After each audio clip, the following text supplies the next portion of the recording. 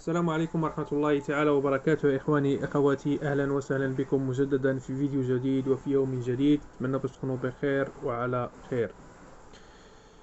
إذا كنت أول مرة كتشوف الفيديو أتمنى باش تضغط على الزر الأحمر أسفل الفيديو وتشترك معنا في القناة باش يبقى يوصلك الجديد إن شاء الله. بالنسبة لهذا الفيديو إن شاء الله كما كتشوفوا معي على الصورة غادي نحاولوا أننا نركبوا جميع هذا السخان الكهربائي من البداية إلى النهاية إن شاء الله.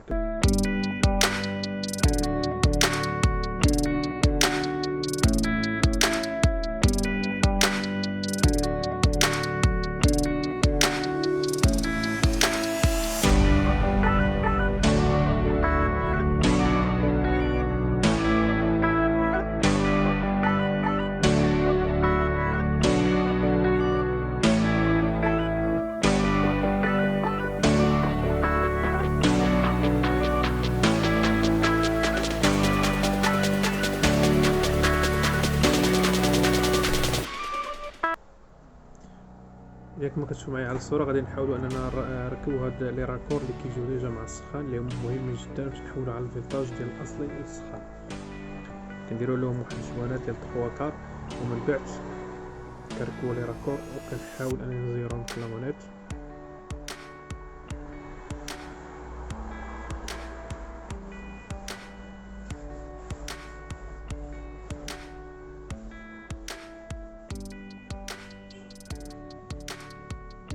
هذا جروب ديال السيكوريتي غادي نحاول نركبوه اللي هو تصميم بأمان اللي هو مهم جدا في السخان الكهربائي. من الأحسن تختار الواحد اللي يكون من النوعية الجيدة.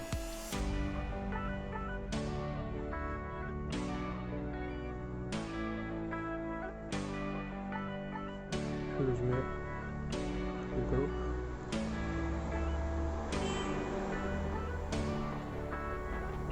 في هذا الفيديو غادي نحاول اني نركب مو غير هاد الجروب ديال السكيورتي، اما بالنسبه لهاد الفيكسي غادي نحاول نستغنى عليهم لاني غادي نركبو ميتيكوش ديريكت من الطابلو ديريكت هما لي راكور ديالهم الاحسن. اذا هنا عندي هاد لي راكور ديال الالومي غادي نحاول انني ندير فيلاس ومن بعد غنركب عليه واحد لي راكور اللي واحد لي مونوريدي من 3 كار عندي 3 كار.